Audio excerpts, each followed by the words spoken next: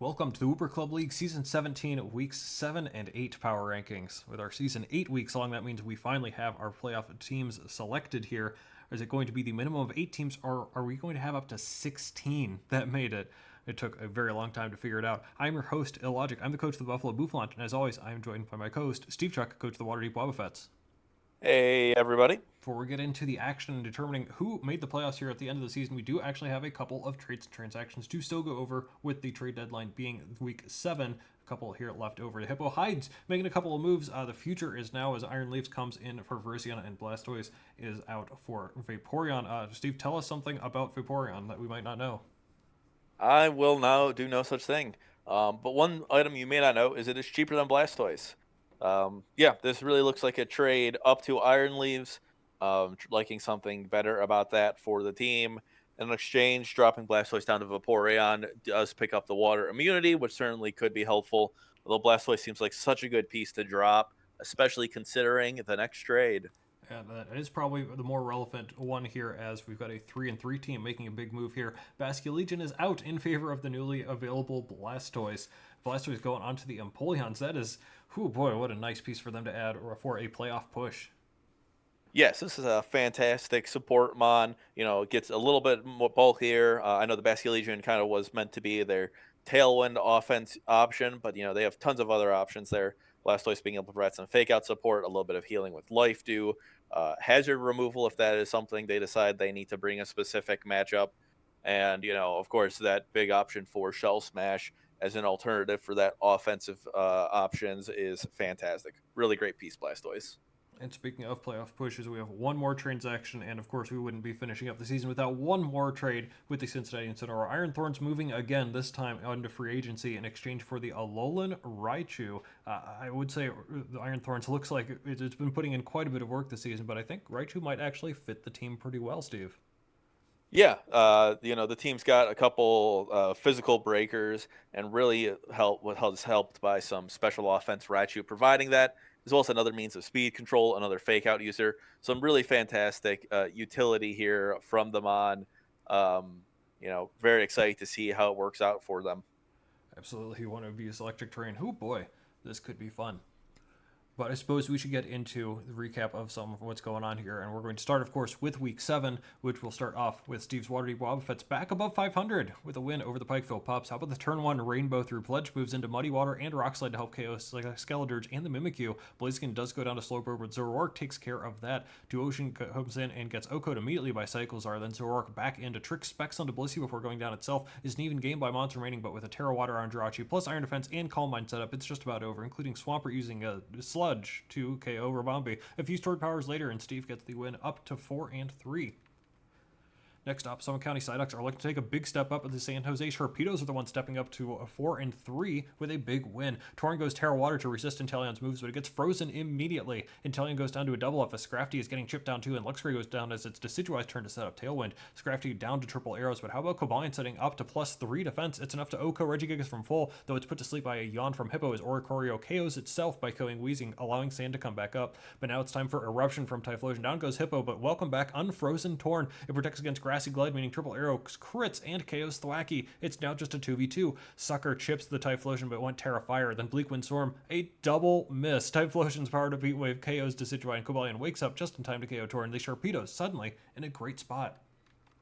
Next up is a battle of the Corviknight and the Clobberers clobber Calgary to make things very interesting. Moltres with the early boosted Heatwave, Pachirisu and Delphox low as Electivire goes down, Pachi down, and Tauros with the Intimidate into Terra Water, Quaquaval spikes going up from Brambleghast, then Delphox going down to the Poltergeist, and Moltres with the big Heatwave burn into Quaquaval to KO it, even as it goes down to Copperajah's Rock Slide in return. Wave Crash KOs Comfy, then Frostless immediately KO'd back, as is Copperajah, and one last Aqua Jet finishes off Weavile. The Clobberers trying to get the season back on track. Next up, the Cincinnati Incineroar grabbing their 5th win to clinch a playoff spot, defeating the Rocket City Zigzagoons. Turn 1, Ambipom keeps hitting triple axle, OHKOing Bombardier as Vivillon puts Meowstic to sleep, but cannot do the same to the Oven. It has some nice looking goggles, so it'll settle for putting Crocodile to sleep. Vivillon and Magmar both on 1 HP. Ambipom back into KO Crook as Vivillon goes down, letting Raichu set up a nasty plot, teaming up with Terra Dragon Milotic to KO Rotom. Raichu is chipping everything. Ambipom picks up Superior, but Mincho gets a big knockoff to KO Raichu, but to what end? Milotic 2-hit KOs it back, and Meowstic down to a 4-0 to give the Incineroar a playoff spot. Next match, the Evergreen Employance are making things very interesting indeed as they pick up a win over the Akron Agrons.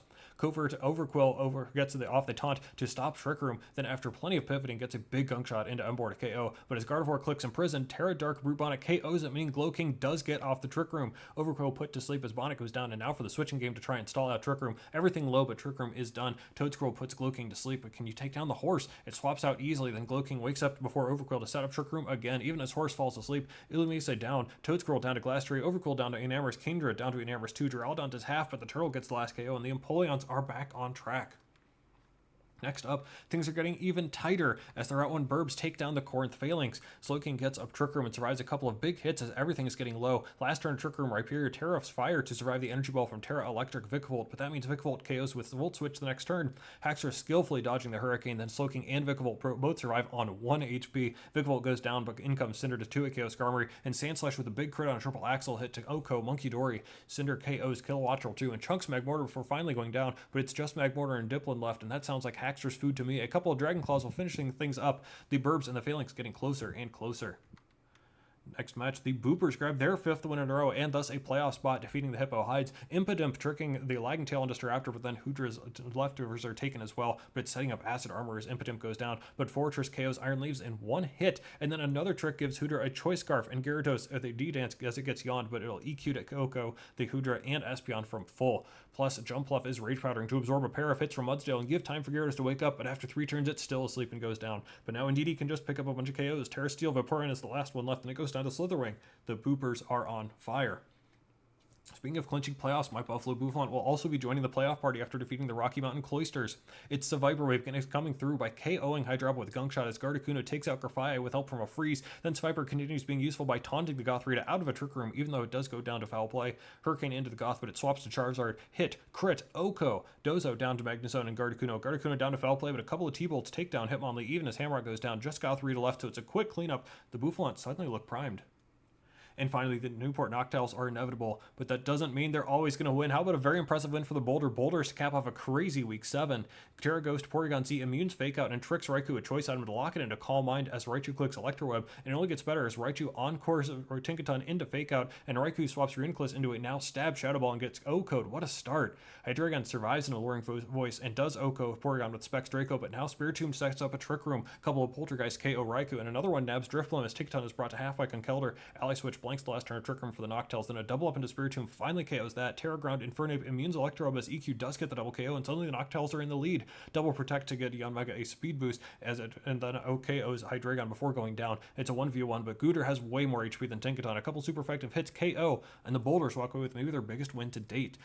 And with the Close Combat Club forfeiting their match to the Seattle Steamrollers, that's Week 7 in the books.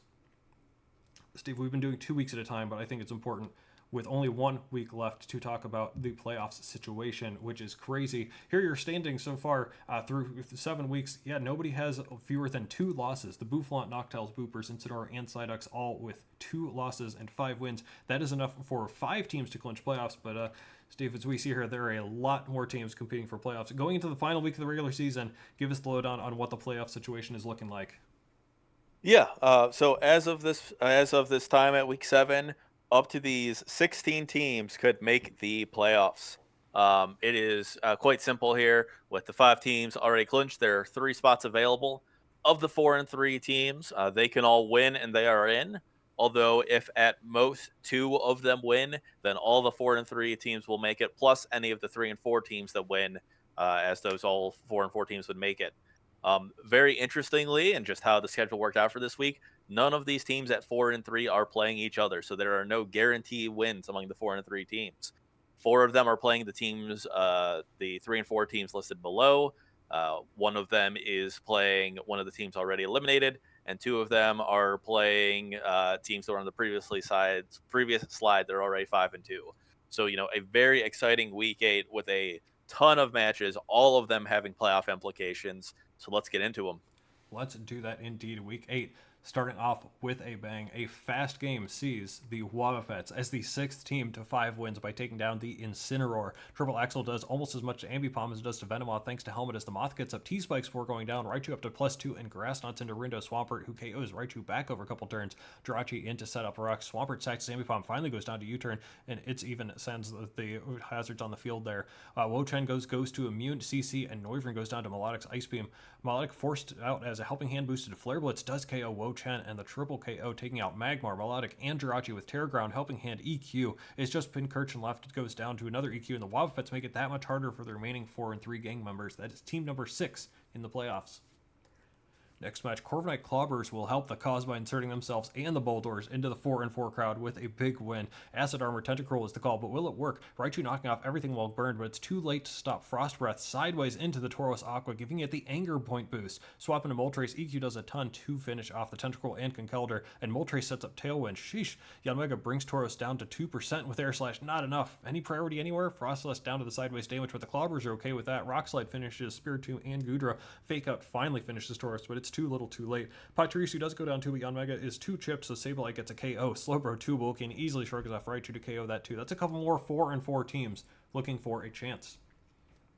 Next up, my Bouffalant clinched the number 1 seed and dropped the Agrons into the 4 and 4 bucket with a win. Turn 1, Gardevoir does stop Trick Room with Imprison, but Boom Burst from Dunsparce goes off and chunks Guardy and Illumise. 2 more boosted by Helping Hand will KO Guardy and Duraludon, taking minimal damage in return. Kingdra Draco finally finishes off the Tsuchinoko, but Dusknoir with a mental herb to get up Trick Room. But Toadscroll tanks a hit and finishes off Torterra. Maybe not the next hit though, as Rain goes up and Galarian Articuno nails it with Hurricane. Terra Dark, Overquill. Dusknoir lives on 1. Overquill goes down to competitive boosted Hurricane. Dusknoir does set up Trick Room. Destiny Bond claims Illumise, and a couple hits later, the unfortunately fast Kingdra is down 2. The Bouffalant are the regular season champs. And with the Corinth Phalanx also unfortunately having to drop their Week 8 game, we are now down to a 50-50 shot at the 4 and 4 teams making it in with only a few games left. Next match, the Route 1 Burbs failed to do their part. The San Jose Sharpedos being the ones to take the next playoff spot with their 5th win of the season. Double Protect turn 1, double Fail Miss turn 2, and Taunted on Tailwind turn 3 into -2 accuracy from 2 Muddy Waters, resulting in 2 missed free dries into Inteleon. Absolutely classic. Even a +1 speed from Adrenaline Orb, Hexers is outsped and KO'd by the Inteleon, who's still standing, I guess, but hey, the Burbs finally get up Tailwind and even land a couple of Hurricanes to KO Scrafty and bring Slaking dangerously low, falling up to KO at the next turn, but there's a miss into Weezing as Pheasantipty goes down. No more Tailwind means Typhlosion is back in. Terrifier Eruption, yeah, goodbye Articuno, goodbye Zoroark, and of course Muddy Water with another accuracy drop into another missed water move, one last Eruption for 2 more KOs. That's the Burbs season in a nutshell. The Sharpedos, though, will be playing in the postseason. Halfway through the week, we interrupt this broadcast to feature the Cloisters getting win number 3, this over the Zigzagoons. Probably could have guessed it, it's the Charizard show, as even with the Heatwave Mist turn 1, the follow-up is good. Okoing Passimian turn 2, and Lucario brought low, even with Terra Dragon, and the Encore from Grafaiai is too good. Pillow down turn 3, Crocodile Scarf won't save you thanks to Hitmonlee's Fake Out, Rotom down turn 5, then a double KO turn 6 thanks to Hitmonlee's Upper Hand, and the burn on Meowstic, a one-sided 6-turn beatdown for the Cloisters. Next match, it's up to the hero of the people, Chad, to keep the 4 and 4 dream alive, with the Empoleons taking the win. That will eliminate 6 teams from the playoffs with 1 match, while catapulting the Empoleons into the postseason as the 8th team to grab 5 wins. Turn 1, Tracheon and Tauros brought low in exchange for Flygon's life, and Enamorus brought super low, but Trick Room goes up and Tauros goes down in exchange for the Enam. Abomasnow gets up Auroraville, but it's looking dire. Cerulege goes down to Horse, Beartick goes down to a crit Expanding Force, even though Glowking goes down to Glastrier as another chilling Nade boost off Tracheon. Emboar and the Horse combine to take down the last 2 mons, and the Empoleons punch their ticket into extra low tier doubles. Next up, Psyducks get win number 6 to slide into the top half of the playoffs with a win over the Hippo Hides. Hooter getting chipped down as screens go up for the Hides. Empoleon getting boosted by the Staraptor. Intimidate means when it switches focus, the bird goes down. Hippo swaps into Galvantula Thunder as Hooter finally falls. Empo goes Terra Fairy and Iron Leafs as Terra Steel, but it's Galvantula who takes down Weezing with a Thunder in the sand as Hippo clubs Iron Leafs with high horsepower. Another one next to Rockslide taking down that and the Spider. Only 2 are left. Lycanroc lives CC with Focus Sash, and Endeavor plus Hippo take down Mudsdale, and Espeon's too low too, so the Psyducks walk with it 5-0. Next match, the Close Combat Club would have missed out on the 4 and 4 part anyways, as they fall to the Noctowls. It's a nice start for them, meaning Fake Out and getting up Trick Room turn 2, but the Golduck barely hangs on and KOs Chandelure with a big hit, even though it goes down the next turn, and Medicham is down the turn after. Reuniclus and Exeggutor trading Calm Minds as Eggy goes Terra Fire, bringing Tinkaton and Reuniclus low. A double F after Trick Room next to Rhydon takes down the Jelly Guy, but a good roar from Raikou negates the Eggy setup. For Alligator does KO Hydreigon, but Terra Water Raikou looks fierce, KOing Rhydon. Infernape KOs for Alligator. When Stoneaxe misses Raikou, it's basically over. Cleaver down to a pair of Skeleton Egg can't do it by itself when taunted and knocked off, so the Noctows get win number 6. And finally, we've got a shot. One more team can make the playoffs, but the Wooper Boopers instead win their 6th in a row. A nail-biter to keep Calgary out of the playoffs. Greg sets up Stealth Rocks, but the double Trick Room, so it doesn't go up. It will turn 2, though, as Copperajah gets burned, and Comfey goes down to a single Poison Jab, with Copperajah brought down the turn after in exchange for most of Poltegeist and Muck.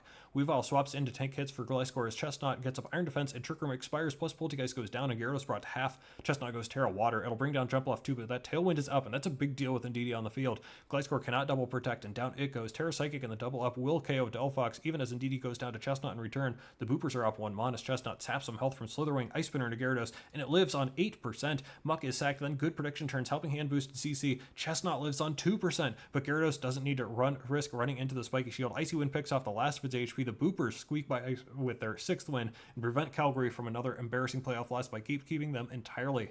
And that will wrap up the regular season for the Wooper Club League Season 17. So here's a look at our standings. 4 teams at 6-2, 4 teams at 5-3. With the possibility of 16 teams, we only ended up with 8. Before we talk about the teams here, Steve, I do want to point out there are some very good teams that ended up missing the playoff. There are some very good 4-4 teams here. We got perennial playoff teams, the Akron Agrons and the Calgary Corviknights that just missed out. No embarrassing playoff losses for them, as mentioned before, because they barely missed out and could not make it. The Corinth Phalanx destroyed Season 16 and beat the Noctows even. Boulder Boulders with maybe the 2 best wins of their career. The Corviknight Clobberers had a crazy tough schedule, only to fall against the Cloisters late in the season. All those teams barely missing out. So these are the 8 that we're left with. Yeah, really fantastic. And as you mentioned, it's very exciting that we're at that point in the Wooper Club. And we've been talking about where, a lot of these teams can win any given week. And we're starting to see it with some of these 4-4 teams that are having good seasons, fantastic seasons, picking up some marquee wins. And then at the end of it, it's just not enough. Too many of those losses. And, it's only a matter of time before you and I start missing some playoffs again, right? Surely not. It's been, oh boy, quite a while. I believe you have not missed any playoffs, and I believe I've only missed, I think, 1, which, oh boy, if we start missing, then maybe we're in trouble, but maybe that's just a great sign of the competitiveness of the league. So again, looking at the teams here, it's the Bouffalant up at the top, followed by the Noctowl, Psyducks, Boopers, Wobbuffets, Torpedoes, Empoleons, and Incineroar. A little bit interesting here with some of the differentials. You see the Wobbuffets there at plus 13. The Calgary Corviknight, I believe, were right up there too, but they ended up missing the playoffs too. So differential, not everything, but that's how we're sorting out the 6-2s and the 5-3s. All right, now let's move on from the standings into what you're all here for. It's the power rankings, as with only 8 teams left, we can rank all of the teams that are remaining, and it should be accurate to the actual standings potentially here, but I think there are a few differences, and as we go over the power rankings, I think it'd be appropriate to talk about what brought these teams here as well, what's made these teams tick, what has made these teams succeed. Steve, we're starting off with the Wooper Boopers up at number 1. We threatened it last week. I believe we had said if they ended up winning out, we'd move them ahead of 1 or 2 of these teams here. And, well, everybody else that was ahead of them took a tumble, so they're up here at number 1. It's really been a story of that Indeedee going Terra quite often, those boosted expanding forces, and I think we're big fans of what they've done with the physical offense that they've added through a bunch of trades here. The Slitherwing, the Palmot, the Gyarados, etc., really helping to supplement the Indeedee there, and they've suddenly gotten a really solid game plan, and Steve, 6 wins in a row, by the way. Yeah, that is a really big part of this is those 6 wins in a row, making those trades early. Most of them effective week 2 or shortly. I believe it was week 3 actually, but getting these trades early, and then they've been on a roll since then. Of a note, they're scheduled to get a little easier. They face some tough competition in the first 2 weeks, the Psyducks and Wobbuffets, which both made it here. Not saying they didn't play any difficult opponents later, but maybe the team hasn't been as stressed as their week 1 team was. But regardless, these trades have done fantastic for them. We mentioned, with them on the roll, we were feeling good about their team, and they've managed to get into the playoffs. It doesn't matter that their differential was the lowest of the 6-3 teams. We're still feeling quite confident about them and looking forward to a great playoff run from them. And our number 2 team is my Buffalo Bouffalant, who ended up the number 1 seed with the highest differential. It ended up being a nice second half for the Bouffalant, 4 wins in a row to end the season. It's tough to, I think, point to one specific thing that has made the Bouffalant particularly successful. So it may be a cop out to say, but it's a little bit of everything, and I think that is actually a strength. There are 10 bonds that have come to 3 games, and I think just about all of them have done quite a bit. As soon as you think you can point to something like the Asui and Samurott leading the charge, it did absolutely nothing in the final 2 weeks. That the Bouffalant ended up winning both of the floor, just nowhere to be seen the last couple weeks. The first round pick Shaman, nowhere to be seen, but that doesn't mean that they've been bad necessarily. And other mods haven't picking up the slack. The Dunsparce doing nothing for all season, and suddenly comes in 2 big wins against the Wobbuffets and the Agrons. It's tough to prepare for this team, Steve, even if the sets aren't particularly creative. Mixing and matching a lot of these top 10 mons that they have could be a bit challenging. Yes, that is definitely the case. One of the most unpredictable teams. A lot of these teams have a smaller group of mons that you're more worried about. Of course, you certainly want to prep for anything, but you're, maybe happy to see something. Where the Bouffalant, maybe you're happy to see a Viper. Maybe we're trying to T-spike them and worried about that grounded poison type. But in general, anything on the team could be an issue when playing the Bouffalant. They did a fantastic season, able to close out the 1 seed, and with some of our confidence shaken and the other 6-2 teams, they felt like a fairly easy number 2, although a little close to the number 3 Noctowls. Speaking of those Noctowls, I think is pretty similar to the Buffon in terms of our confidence level in them. But actually, I would say their story has been maybe the opposite of them too. The Noctowls having 4 mons that came from the top tier here, all of them putting in quite a bit of work to be sure there. The Tinkaton is something that I thought was an excellent mon and went way later in the draft than I thought I possibly could have. A great support mon, even in higher tier doubles, let alone down here. I'd love to see the Infernape actually doing something in our league for once, was great. The Raikou putting in quite a bit of work in the lower power environment. But Steve, it's got to come down to that Hydreigon, which abused Terra quite often, is something that Jimmy is very familiar with using. Yeah, Hydreigon, is a fantastic Terror user. Getting those great stats paired with Levitate works very well. And even in doubles, it's here as an offensive piece. He's tried to do some fun things with Haze. I don't know if we've seen trying to crit boost through drops, but all sorts of fun options to utilize doubles. And Hydreigon does have some double support itself, things like Tailwind. So lots of options, and the Noctowls have tried various items. And yeah, the Hydreigon, really great piece, really pushing them for another 6-2 team that we have high confidence in. They'll certainly get a 1, 2, 3, 4. I don't know how many wins. Definitely a team to watch out for. Although this season our confidence is slightly shaken in them.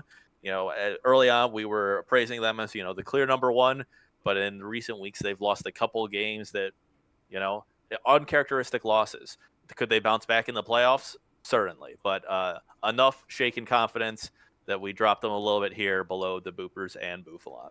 And Steve, there is probably something else to talk about there too. The Noctowls' 2 losses came to teams that are not left in the playoffs, which could potentially be a good thing. In that of the teams that are left here, they haven't dropped any games there, but it could potentially shake your confidence a little bit, as you mentioned there too. We ended up kind of separating the Boopers, Bouffalant, and Noctowls into this almost top tier of 3 teams that we really liked there. Is there anything else that you want to go into for those top 3 teams while we ordered them the way that we did? Yeah, we kind of talked about it as we went there, but the Boopers, of course, we're very confident in them based on this 6-win streak, especially after making the trades, some results following, and that kind of put them a little bit ahead in our mind. Bouffalant and Noctowls were, of course, close, but just our shaking confidence in the Noctowls with those losses too. Admittedly, 4-4 teams, but teams just outside of the playoffs, kind of shaking our confidence, and we'll see if they're able to earn it back this postseason. Next couple of teams we also kind of put in a bucket together. It's your Waterdeep Wobbuffets here at number 4, ahead of us, one of the 6-2 teams, but as a 5-3 team, the Wobbuffets have been pretty impressive, I would say. It seems a little bit difficult for me to pinpoint exactly what made this team really work, but if I had to bring it down to 2 mons, Jirachi has been an incredible glue piece for everything. Great first round selection for sure, and maybe the mon that didn't jump out off the page as much that has been very effective for you, maybe surprising in doubles. Blaziken, I think, has put in quite a bit of work there as an offensive powerhouse. You can point to a couple other mons. The Zoroark usage has been nice, the Swampert usage has been nice. It sure seems like Jirachi being a glue and support piece for Blaziken and others sums up how your team has been succeeding. Yeah, I would certainly agree with that as the season's gone on. The Blaziken especially has stood out as a fantastic physical breaker, speed boost, meaning, minimal speed investment usually gets the job done and really able to punch a hole through. Taking a look at the placement here, number 4 overall, as mentioned, above the Psyducks, one of the remaining 6-2 team, as well as the Wobbuffets, of course, losing to the Psyducks early on. Not early on, a couple weeks ago, but regardless, there are some concerns that match did not go well after the turn 1 Draco miss. So a little bit of question there, but we just have the higher confidence in the Wobbuffets is really what it came down to when deciding between these two teams. The Psyducks, they're frequently high in the power rankings early and then tend to fall off.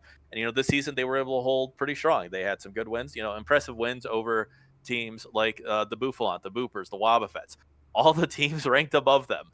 But, we'll see if they're able to hold to it in the remainder of the postseason and get another title for them. Yeah, Psyduck's such an interesting team. It feels like every season I go into it and look at the Psyducks team and think, wow, I really like the squad that they put together. But it's been a while since it's really come together as it really should. Their key to success seems to have been the Tornadus theory in there for sure. A lot of early Terra from that thing into quite a few different types have been pretty creative usage of that for sure. I also really enjoyed the Hippo usage here in doubles, not something you'd not necessarily think of in doubles. The Sandstorm chip has been great. Yawn spreading has been outstanding. And a big shout out to their starters as well. That is the Hisui and Decidueye and the Empoleon have done a great job breaking things in the mid game for whatever cleanup they end up choosing to do there. So a couple of really neat pieces. Love the Torn, love their usage of everything there. They're number 5 and below a 5-3 team, but I think this team still has a lot of potential here going into the playoffs. Absolutely agree with that. One mod that you and I have been talking about throughout the season that we have a little bit less faith in on their team is, of course, that Regigigas. It does seem fairly frequently when they try and make that work, it doesn't, and they end up losing. So it'll be interesting to see if that mod story can turn around in the playoffs, or if it'll continue to be a little bit of a curse for them. And you need to still remain flexible and not limit your options there. But I would just wonder what the Regigigas will be able to do if it's actually going to come to play in the playoffs or not. Could see. Next up, we've got our 6 and 7 teams, which, oh boy, was this very difficult to try and distinguish these two apart from each other here. They do have their distinct identities, but oh boy, they seem super close. Similar stories here, but number 6, we did put the Evergrande Empoleons. Just one look at their team, and from what we saw in the onset, Steve, it's pretty obvious. It's the Trick Room. It's the Glow King setting up Trick Room, especially for the Glass Trier. Love seeing that thing putting in a ton of work. We love Horse around here. But Enamorous Therian also doing an outstanding job. I believe the KO leader for the season as well, Enamorous Therian, as well as some clutch play from things like Brute Bonnet and Embor, often breaking early in the games here too. But the Trick Room has been working for the Empoleons, despite seeming relatively obvious from the onset that that's what they're going for. Yeah, it has been working great, and there have been a couple of coaches who have been able to shut it down through certain means like taunt or others. But the Empoleons, their team is diverse enough, able to get around that for the most part, and able to, on average, get up at least one trick room. There's also been some weeks where they've been able to bring Tailwind, and have been able to take the overall higher average attacks and defensive stats to put in great work with the team and end up here. It'll be very interesting to see if this trick room strategy continues to prevail against the top teams.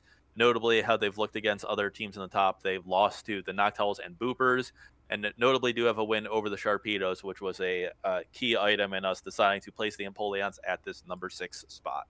Speaking of San Jose Sharpedos, maybe shouldn't be as much of a surprise that they're up here, considering in their previous season in the Whoop Club League, they actually looked pretty impressive here and continue to impress for sure.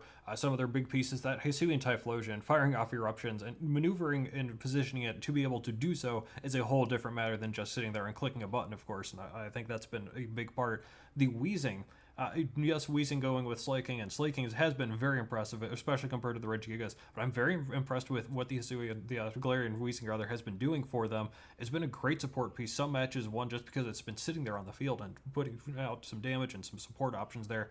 And also want to give a shout out to the Inteleon and the Cobalion, providing even more speed. Definitely the opposite of the Empoleons there, where a lot of their big pieces have been the high speed bonds, clutching things out for them. Pretty well-rounded team. Sharpedo's impressing us for sure. Yeah, they've had a fantastic season ending up here, same record and differential as the Empoleons, getting the nod in KOs and actual seeding. However, here, as we previously discussed, give the slight edge to the Empoleons largely based on their earlier loss to the Empoleons this season. But these two teams, in our minds, are the most even out of any of these 8 teams. And unfortunately, that does leave us with the Incineroar in at the bottom here. Boy, what a strange season it's been for them. Starting off 4-0, definitely a huge hot streak, and ending up only 1-3 with their one win coming against a one-win team as well. Steve, it's tough to say what's that has brought them success because their team has changed so much in the second half of the season. They haven't even seen all that much success in the second half there. So it's just been a lot of huge changes, and maybe what can bring them success is some of that variability and unpredictability as to what will actually work and succeed for them.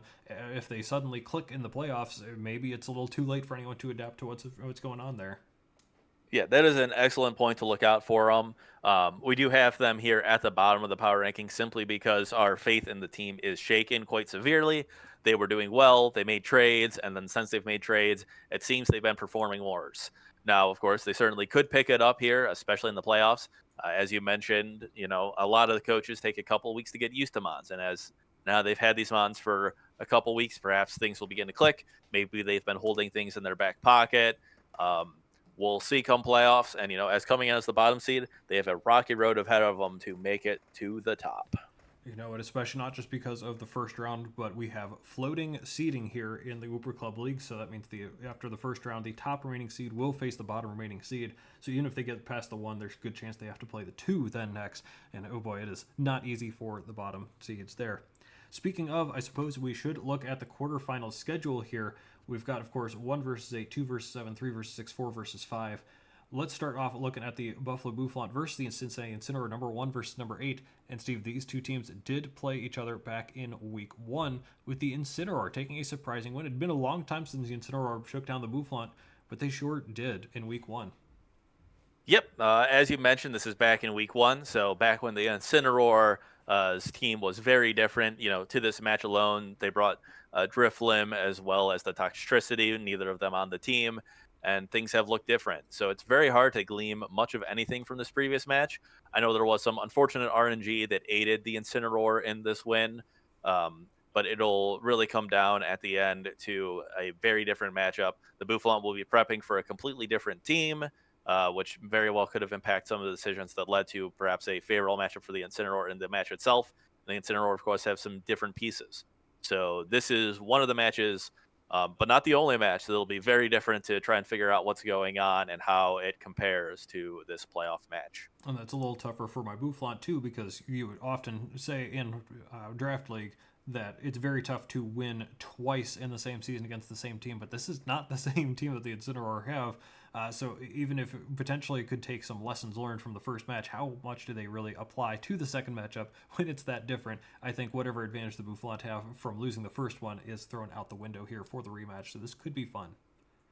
Next match, we've got the 2 versus the 7, the Noctowls and the Empoleons, and that's interesting. Steve, these two teams also happen to play each other, this time in week 4. Yeah, this matchup was another interesting one.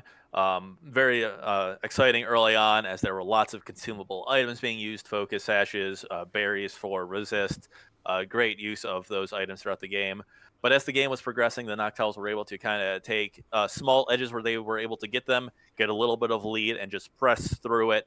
Able to shut down Trick Room with Imprison at one point, really limiting the Empoleon's options. And as it went to the end, they were able to just pick it up. Of course, the Empoleon, the Noctowl was a fantastic team. Were definitely the favorite going in here. But the Empoleons, have a unique team. The one and only Trick Room focused team in the league this season. So it'll be exciting to see if they're able to do something to kind of get around the Noctowl's answers to Trick Room, set it up frequently, and take big advantage of it. Yeah, I think going through the whole season, the Empoleons have seen what all the different answers to Trick Room have been. And I wonder how much they'll be able to maneuver around that against a team as experienced as the Noctowls are, for sure.